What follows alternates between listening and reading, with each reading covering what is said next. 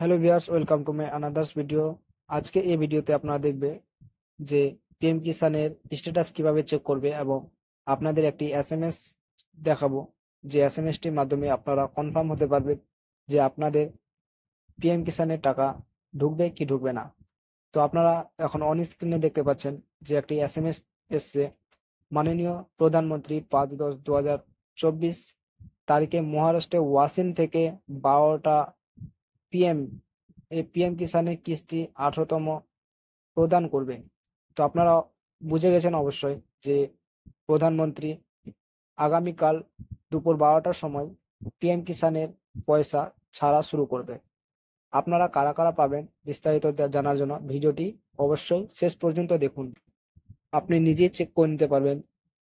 তার জন্য আপনাদের চলে আসতে হবে গুগল ক্রোম ব্রাউজারে। এখানে আসার পর আপনাকে এখানে সার্চ করতে হবে পিএম কিষান।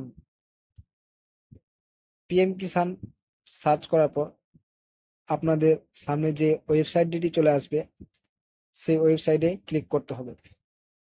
এখানে ক্লিক করার পর তারপরে আপনাদের এরকমই অফিসিয়াল ওয়েবসাইটটি একটু নিচে চলে আসবে। নিচে আসার পর এখানে দেখতে পারবে ক্যান ইওর স্ট্যাটাস।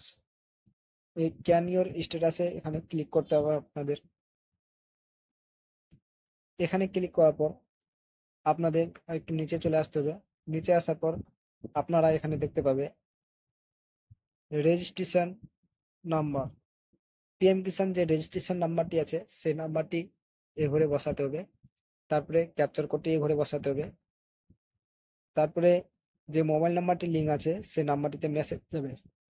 যদি আপনাদের পিএম কিষানের রেজিস্ট্রেশন নাম্বার না জানা থাকে তো আপনারা নিজে থেকেই বের করে নিতে পারবে পিএম কিষানের রেজিস্ট্রেশন নাম্বার। তার জন্য আপনারা এখানে উপরেই দেখতে পাবেন ক্যান ইওর রেজিস্ট্রেশন নাও। এখানে আপনারা ক্লিক করবেন।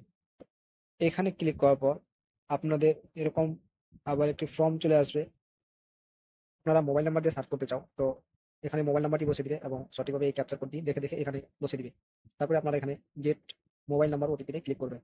এখানে ক্লিক করার পরই আপনাদের নিচে একটি মেসেজ বক্স চলে আসবে, ফোনে একটি মেসেজ চলে যাবে। সেই মেসেজটি এই ঘটিতে বসিয়ে গেট ডিটেলসে ক্লিক করতে হবে।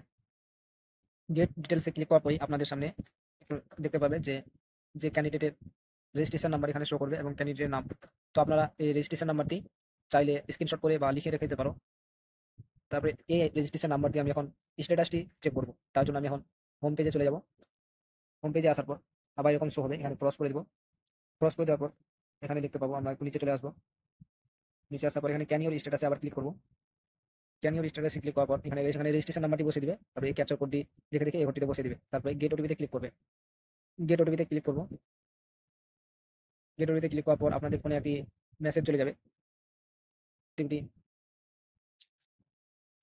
আপনাদের ফোনে একটি মেসেজ চলে যাবে। মেসেজটি আপনারা এই ঘরটিতে বসিয়ে দেবে। আবার গেট ডাটাতে ক্লিক করবে। সঠিকভাবে মেসেজটি বসিয়ে দেওয়ার পর আপনারা গেট ডাটাতে ক্লিক করবে।